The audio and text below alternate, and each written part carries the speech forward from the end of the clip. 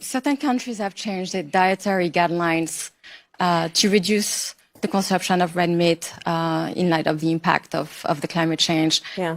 If elected, will you be supporting change in dietary guidelines? And then how will you plan on implementing the changes so that people effectively change their diets? Yeah, I mean, and thank you, Carol, for your work and the question. I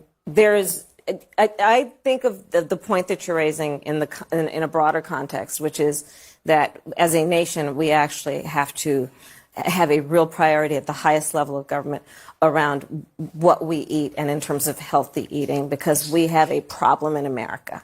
And we can talk about all that we are now, the subject of this conversation, we can talk about the amount of sugar in everything, we could talk about soda, we could go on and on. So the answer is yes.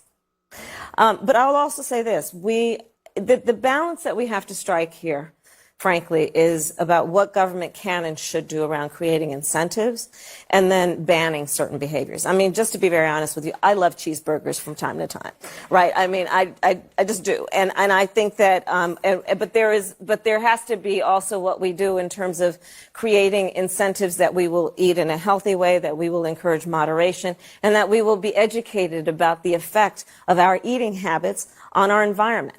And we have to do a much better job of that, and the government has to do a much better job of that. So, I mean, I'm just saying, you love cheeseburgers. I mean, we all do. I don't know whether you know, from time to try time, the Beyond Burger, day, the Impossible Burger, right? They try, but it's not quite the same. That's my personal opinion.